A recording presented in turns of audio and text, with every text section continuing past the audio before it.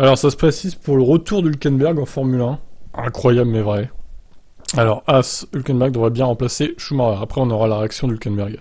Juste après cet article-là. Lorsqu'on lui a demandé ce que son patron Steiner avait dit à propos de l'incident, Schumacher a révélé, donc il parle des qualifs à Mexico, il a vu que j'étais rapide et il a dit que c'était bien dommage pour moi. Super. Ralf Schumacher admet que Mick est peu optimiste maintenant après avoir discuté avec son neveu samedi soir. À l'entendre, il n'y croit plus trop. Je dois convenir avec Mick qu'il a le rythme, mais de telles erreurs ne devraient pas se produire. Cela est arrivé à Hamilton, mais ça ne devrait pas être une excuse. C'est un processus d'apprentissage et il doit apprendre rapidement. Il était dans un monde différent de celui de son équipier. Cela rend moins difficile pour l'équipe de prendre une décision. L'équipe comptait sur lui, surtout avec son rythme. Je crains que ce ne soit la fin de ce côté. On dirait qu'il le soutient plus trop, Ralph, pour le coup. Il a changé un peu de discours. L'oncle Ralph. Nous prendrons une décision bientôt, confirme Steiner, mais rien n'est encore décidé à 100%. Nous ne faisons que passer en revue les derniers détails de ce que nous devons régler, puis nous prenons une décision. Une décision importante pour l'équipe, il y a suffisamment de choses sur lesquelles se concentrer pour s'améliorer.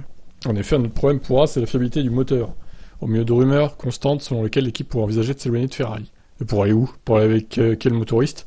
Sachant qu'ils ont des locaux à Maranello et tout, enfin non, ils sont trop liés à Ferrari, je pense que c'est pas possible là. C'est pas complètement hors de nos mains, parce que nous pouvons aller voir ailleurs, et ce sera peut-être la pire décision pour nous. Bah oui, il y a toujours des avantages et des inconvénients à tout, et notre collaboration avec Ferrari est excellente dans un tas de domaines.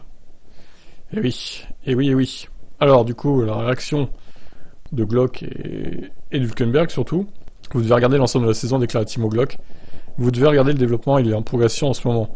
Il a une meilleure vitesse que son équipier, il a fait moins d'erreurs ces derniers temps, on ne peut pas évaluer quelqu'un uniquement sur ses dernières courses. Donc là il défend Mick. Et Hülkenberg du coup, pour l'instant je ne peux rien dire de précis. Au final c'est pas moi qui prends la décision, les négociations sont en cours. Je suis relativement optimiste, quant au progrès il faut être patient avec ces décisions. Bon bah les gars, ça sent le duo Magnussen-Hülkenberg chez As l'année prochaine. Bon, Mick, je sais pas où il va aller. Malheureusement, ça sent la fin pour lui. Alors peut-être qu'il va essayer de rebondir en tant que pilote de réserve chez Mercedes. Pourquoi pas l'accueillir, effectivement, en pilote de réserve, simulateur, etc.